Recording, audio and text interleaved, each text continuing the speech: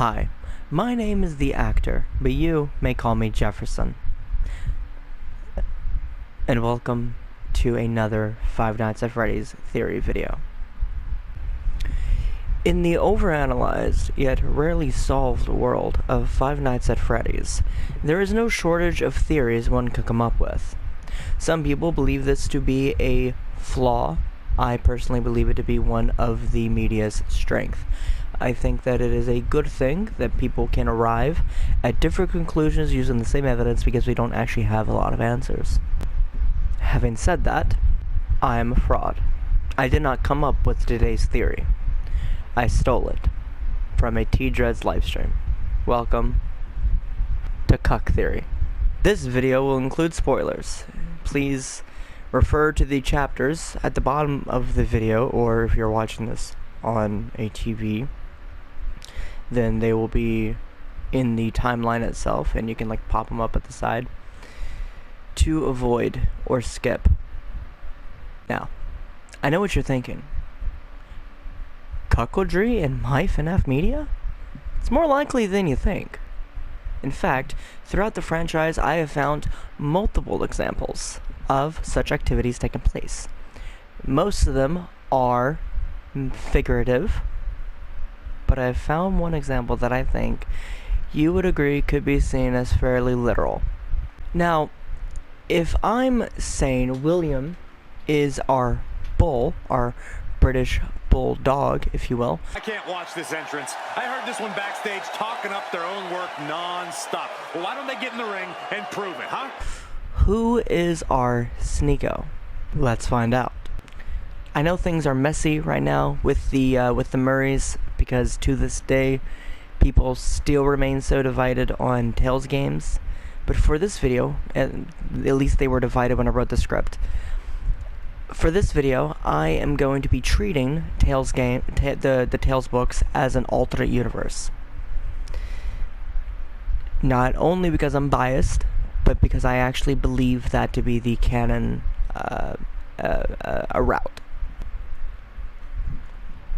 Quick rundown of Secret of the Mimic's story. I know every video has a recap of Secret of the Mimic's story.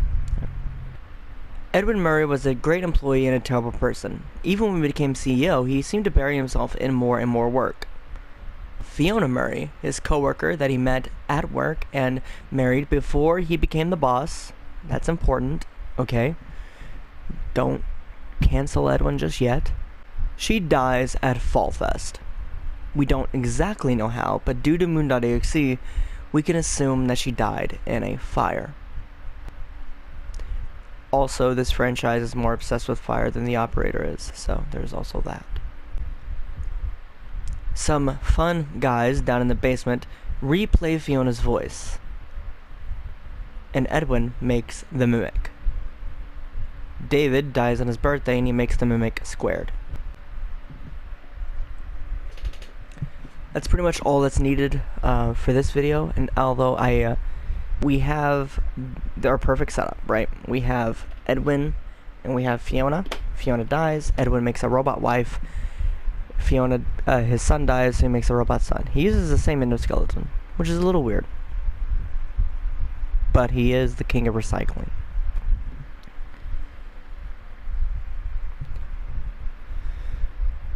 William literally steals his girl and his son. He steals the Mimic endoskeleton and possibly the Afton and 4 console. I think it's not really. I think it's highly unlikely that all that just sits down there for 80 years or however long.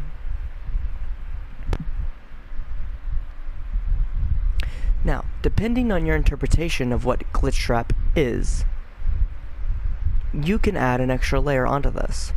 If you believe that Glitch Trap was created by William intentionally to preserve himself digitally, then you can also add that onto the thing of him taking the mimic and reusing it for his own purposes. I personally don't believe Glitch Trap was some master plan. I think it was created by Silver Parasol Games by happenstance, because I have a lot of thoughts about that part of the timeline, so I won't get into that today. That's off topic. But his robot wife and son wasn't the only thing William stole from Edwin. He also stole Henry Emily, possibly a former employee of Edwin's, or maybe just a really good friend, was also stolen and poached by William. And it seemed like Henry participated in the thievery himself. You know, it'd be pretty fucked up if William not only stole Edwin's wife, but also his boyfriend too. Not to mention, there are also some theories that I've seen floating around that David is literally William's son, not Edwin, but I haven't really seen much compelling evidence for that. Yeah, what if David didn't even die? What if David didn't even fucking die? He's just Dave. He's just little Isaac Afton. Little Evan Isaac Abraham Dave Afton.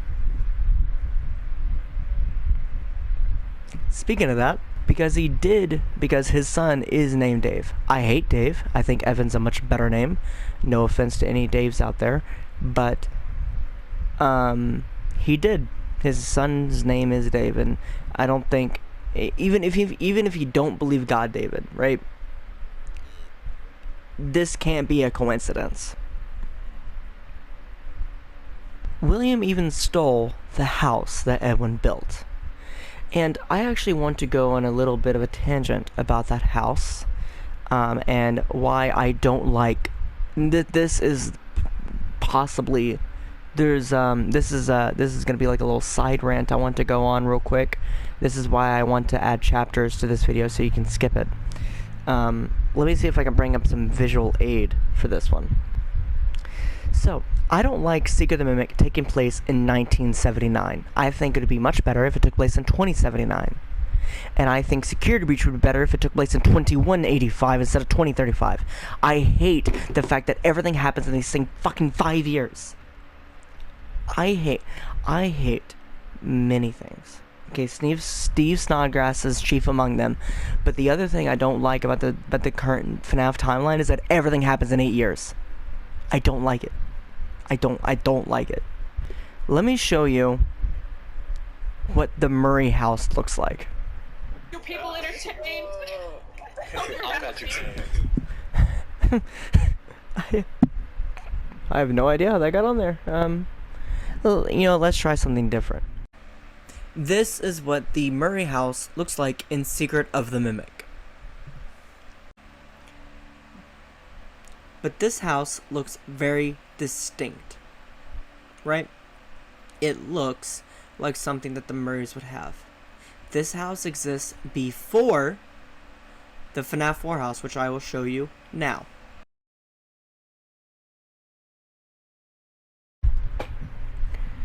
Those two houses are the same, allegedly. Now, the FNAF 4 gameplay bedroom and the Murray bedroom looking different is so easily excusable. If you're based and you believe in the nightmare chambers down in the sister location bunker, then you can say, well, the room looks similar but different because it's the FNAF 4 bedroom is not a room to be slept in, it's a room to be scared and experimented on in. And the Murray bedroom is the one up top, but why would the house be demolished and then rebuilt for FNAF 4? Why? Because we know from Curse of Dreadbear that it is the same house. The lake is there, the hill, Fall Fest, it all makes sense. Except for why.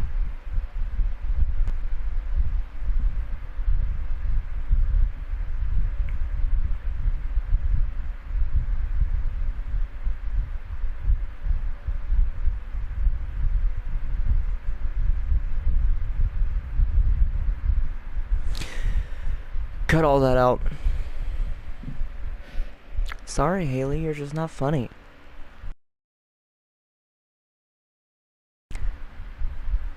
So, did William literally cuck Edwin? No. Well, unless things did get hot in the hen house. In the Silvereyes universe, William steals Henry's fourth Charlie bot, turning it into Circus Baby, which is already way too many stolen children. David and Charlie, both in different universes, but it can be used to set a pattern. Now, I know stealing children is quite far from the traditional definition, but like I said, we're grasping at metaphorical straws here. But one thing that Edwin and Henry both have in common is William's tendency to take credit. We learn in Secret of the Mimic that Fiona was designing multiple costumes and even the appearances of different Fazbear characters. There is an addendum I'd like to add. I'd like to go back and add on to the stolen children thing. If we relate this back to the Cuckoo Birds, in nature, or I think in Inscription, in the video game Inscription, which is my closest thing because I don't go out into nature, cuckoo birds will knock the eggs from the parents out of the nest and lay their own eggs in there. So I am counting William stealing the Charlie bot and stealing the David mimic because they're not real children. It would be crazy if we had any evidence of William giving his son to somebody else to raise. Clara, I told you, the baby isn't mine. I'd like to take us to The Immortal and the Restless. In The Immortal and the Restless, we have two main characters, okay? We have Vlad, who is a vampire. Okay? He's a vampire, he has nice slick back hair. And we have another character named Clara. We're gonna draw her like this, okay? Okay? I don't know why I did that. I tried to make like a dress shape. We're gonna ignore it. So, Vlad and Clara have a little baby boy. Okay, pretend that's a baby and not a burrito. Vlad and Clara have a little baby boy, but Vlad here says, very famously, the baby isn't mine, okay? The baby isn't mine, but we know clearly that he is, because he, like, sleeps from the ceiling. He's a vampire, okay?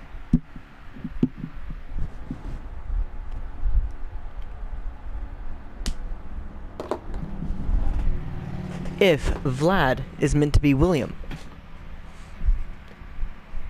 then this disproves will care. I can't count this as cuck theory unless Clara had another child that Vlad replaced that one with, but it's still interesting to bring up.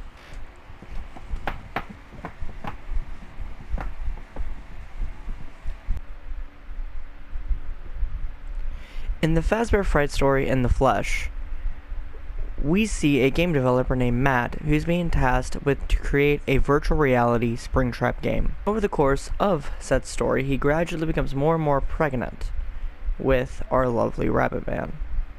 This is kind of related to what I brought up in the Immortal and the Restless segment, where I said that, instead of William forcing someone else to raise his son, he's forcing someone else to give birth to him. So, moving on, I would like to talk about Into the Pit.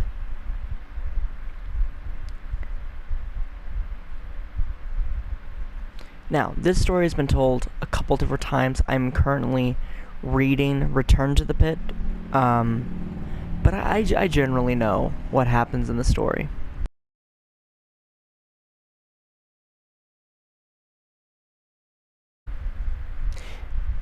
The only reason I have not smashed this mother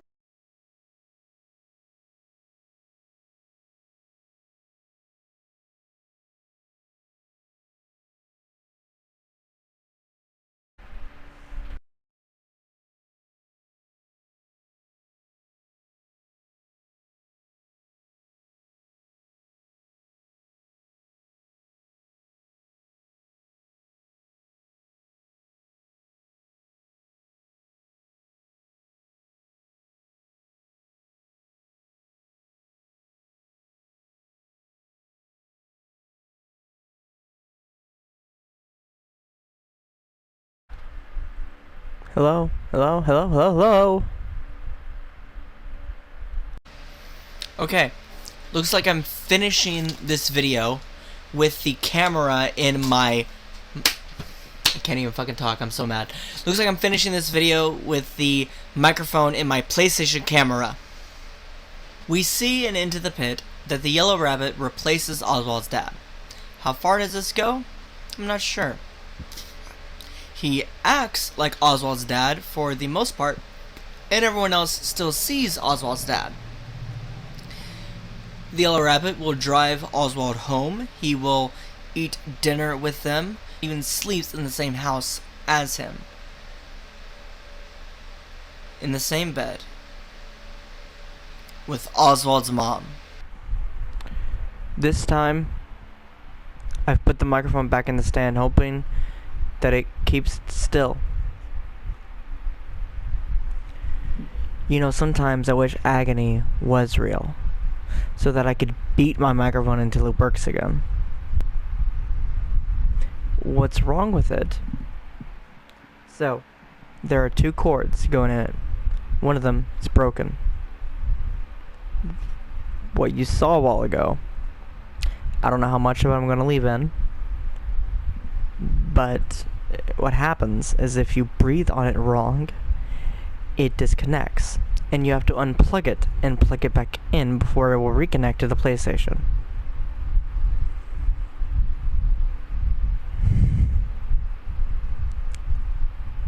It makes me want to quit.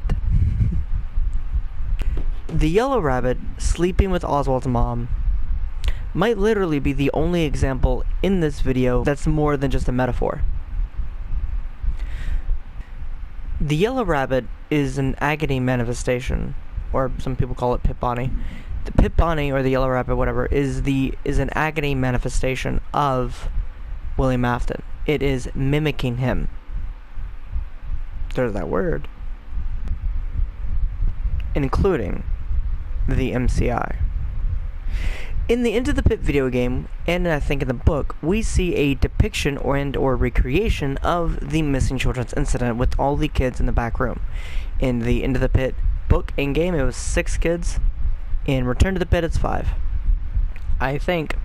I haven't finished reading Return to the Pit yet. I'm getting there.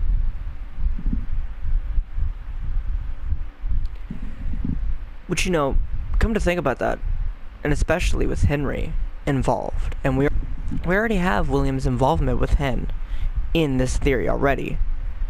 Him stuffing the children inside of the animatronics Henry made could be seen as subtextual.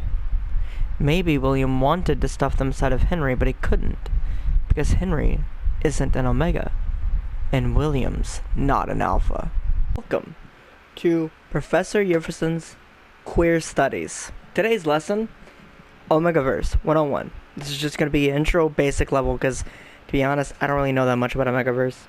But, I thought of this when I was writing the script, so we're committing. And if you're going to ask me, well, Jefferson, what's your credentials? I don't have to tell you. So, in Omegaverse, we mainly have 3 terms that I want you to know. And if I was you, I would take notes. We have Alpha, Beta, and of course, the Omega. Okay? But what do these terms mean? What do they actually mean? So, most of the time, we find that the Alpha in ABOs... No.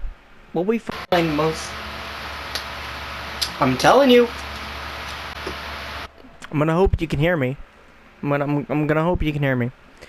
In most ABO stories that I have heard about, not read, you can't prove anything, Copperman, the Alpha tends to be the dominant one in the dynamic, but the Alpha is not selfish.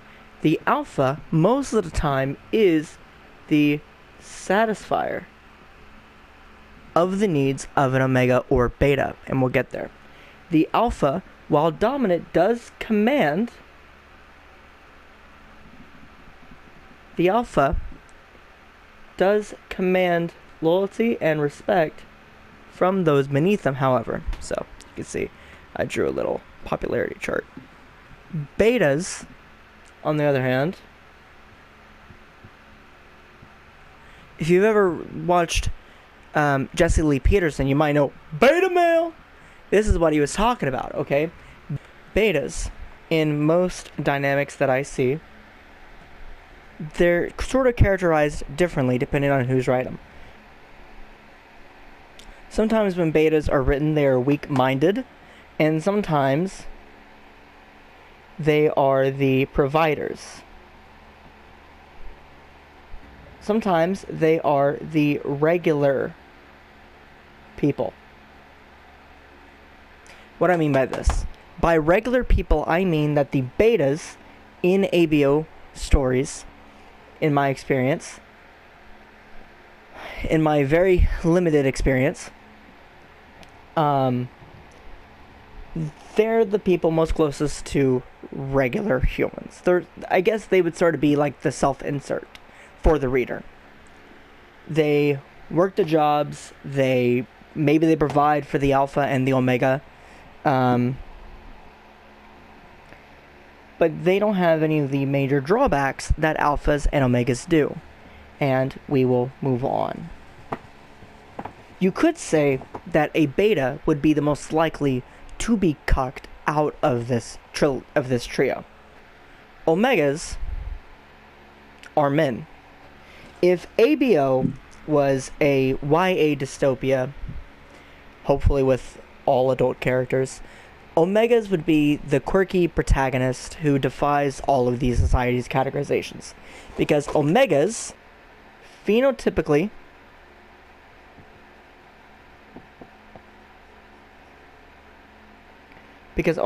are phenotypically male. Okay, see that? But they happen to be reproductively, I forgot to see, reproductively female. Now what does this mean? Okay, I just threw some terms at you probably haven't heard since middle grade science. So, phenotypically male means they have a penis. Okay? Reproductively female means they also have a uterus. Lucky bastards. But you're asking, well, Jefferson, how is this different from intersex? Are you trying to say that intersex are omegas? And no, I don't think that's what I'm saying, but if that is what I'm saying, I'm sorry, I guess, or congratulations. Congratulations, or sorry that I did that, okay?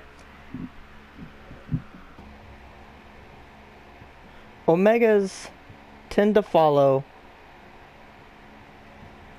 a couple roles in Omegaverse, I can guess, right? The Omega sometimes can be a breeder, because a big part of ABO is a thing called impreg. Something that, I gotta stop blocking the marker board. Something that Matt from In the Flesh should be very familiar with. Sometimes can go into heat cycles, although I think this can also be found in betas from what I heard. And heat cycles are the most annoying thing on the planet. I don't care what you say. Some humans get them too. You know what down bad is? That's a human heat cycle. And frankly, y'all need to get another check, okay? Keep it in your pants. So, the heat cycle, primarily a feature of omegas I've heard, but I think it could also be something for betas. I've also heard them going into it, but I think that's more just like top-bottom essentialism. Omegas role, so we have here two roles that they could fill. Are they just a breeder, or do we have a little bit of a dubious consent? Dubcon is a term that means dubious consent. It basically means that it's up to the reader's interpretation on whether or not any given story is rape or not. You know, it was a great idea for me, a somewhat asexual person, to do a lesson on ABO. You can't really see it that well, and I'm going to block the marker board.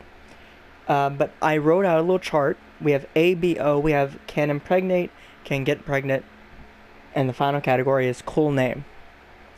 The alpha can impregnate. In most stories, the beta cannot. The omega sometimes can do both.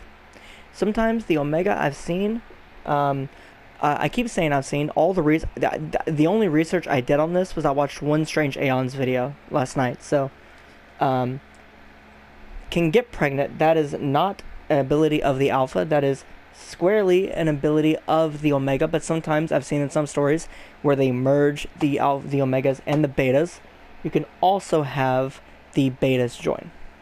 And cool name, we have alpha and omega, and we have physical proof that I'm gonna go to hell for this. Well, we have evidence of omegas and betas being merged. Do we have any evidence of omegas and alphas being similar as well in role? We actually do have one example. Revelations 22, 12, and 13. Alright? I'm going to be reading from the King James Version because that is the most popular fanon as of current day.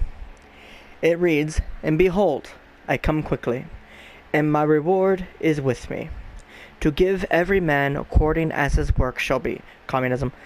"I am Alpha and Omega, the beginning and the end, the first and the last."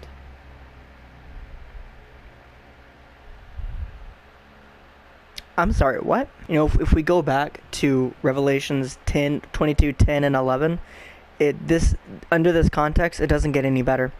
"And he saith unto me, Seal not the sayings of the prophecy of this book, for the time is at hand. He that is unjust, let him be unjust still, and he which is filthy, let him be filthy still. And he that is righteous, let him be righteous still, and he that is holy, let him be holy still." And then he talks about coming fast, okay? You know, I used to have a physical Bible. I used to have 3 of them. I can't find any of them. I think God took my Bibles from me. There's also some pretty weird stuff in Security Breach with William Afton being Vanessa's father. I don't know what that's about, but it's probably related.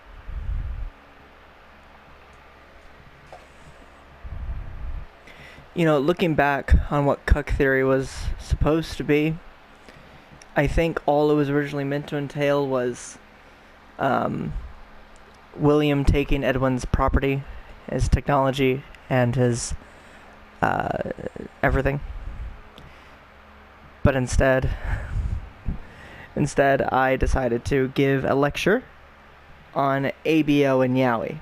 And my cat's here too. You got something to say?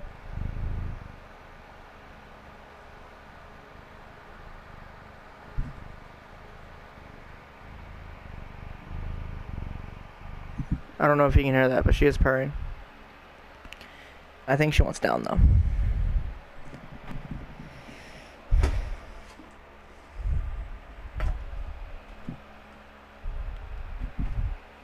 You know, and speaking of Vanessa and William, in the movie universe, William Afton literally is her father. But that's because in the movie universe, Vanessa's real name is Elizabeth. I believe that fan theory, and I hope it gets confirmed in the second movie.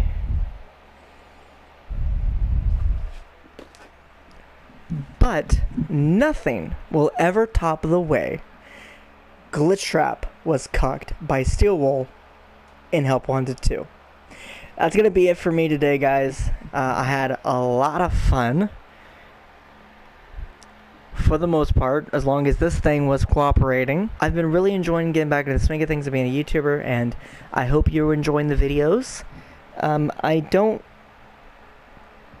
have a couple more planned out. I know that the rant about Fright's Fiction was supposed to come out before this one, but I got this one done first. That's just how the cookie crumbles. But yeah, that's gonna be it. Bye. Bye bye. Do do do do do.